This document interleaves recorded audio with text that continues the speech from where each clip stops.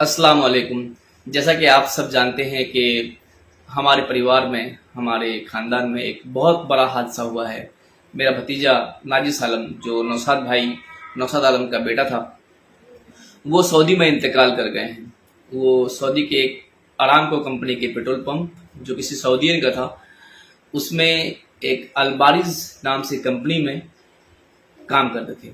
अलबारिज company के through उस petrol pump में लगे थे।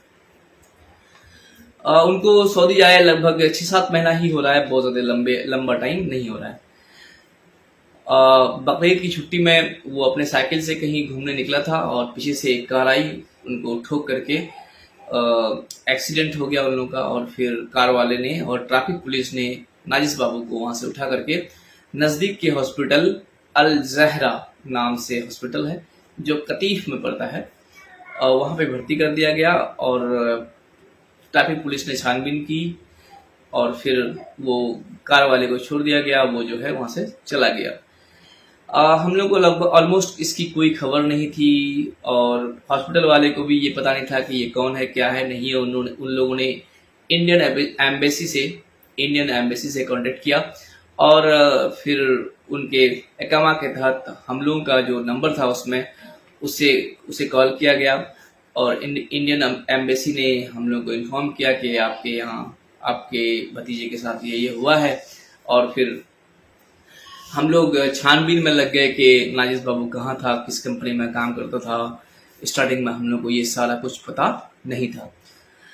तो खैर बाद में पता लगा, बहुत सारे मेरे सऊदी के दोस्त थे जो हमारे साथ पढ़ाई लिखाई के वक्त से ही जामिया मिल्लत इस्लामिया में साथ थे, उन लोगों का मदद लिया। एक हमारे केरला के दोस्त थे जिनका वहाँ पे एनजीओ चल रहा है खासकर इंडियंस के लिए, उनका मदद लिया। और फिर हमारे गांव के जो बच्चे जो वहाँ पे काम करते हैं, जैसे रईस आजम है और एक दिलावर साहब हैं, वो वहाँ के हैं, क्या कहते हैं, हाटगाछी के। इन सब के मदद से जो है हम लोगों ने काफ़ी कुछ वहाँ पे लोकेट करने में सक्सेस हुआ। एक तो दिलावर सबसे पहला बच्चा था जो वहाँ पे गया उनको देखने के लिए, और उसके बाद फिर बिजवार का एक बच्चा और एक मेरे मध्य प्रदेश के एक आदमी, ये सारे लोग गए वहाँ पे। उसके बाद केरला वाला मेरा दोस्त भी पहुंचा, कुछ सऊदीन मेरे फ्रेंड थे वही पहुंचे, और सारी चीजें लगभग हम लोग के नॉलेज में आने लगी। और फिर मामला ऐसा हुआ कि उनको किंग फहद हॉस्पिटल में शिफ्ट करना है, क्योंकि पोस्टमार्टम किए बगैर इंडिया लाना पॉसिबल नहीं है। तो परसों रात के लगभग 1 से 1:30 बजे के बीच में उनको किंग फहद हॉस्पिटल दम्माम में शिफ्ट किया गया और आज दिन के 4 बजे उनका पोस्टमार्टम होके उनको बॉक्स में बंद करके मॉर्चरी में, किंग फहद हॉस्पिटल के मॉर्चरी में रखा गया है। इस वक्त सबसे बड़ा काम हमारे सामने ये है कि उनकी बॉडी को हम लोग अपने घर तक कैसे लेके आए। तो उसके लिए उनकी कंपनी वालों की मदद चाहिए थी, जो प्रॉपरली रिस्पॉन्ड नहीं कर रहे थे। लेकिन फिर हमारे कुछ दोस्तों ने उनके ऊपर प्रेशर डाला और अब वो लोग अल्हम्दुलिल्लाह अच्छे से रिस्पॉन्ड कर रहे हैं।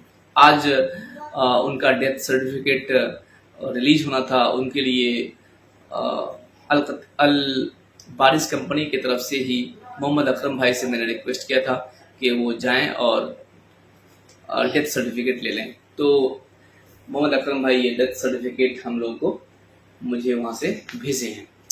तो अब नेक्स्ट स्टेप ये है कि पूरी डॉक्यूमेंटेशंस वहाँ पे कंप्लीट हो जो उनके कंपनी की तरफ से होना है, और वो डॉक्यूमेंटेशन उनकी कंपनी वाले कर रहे हैं। उसमें 2 डॉक्यूमेंट हमारी तरफ से लगना है।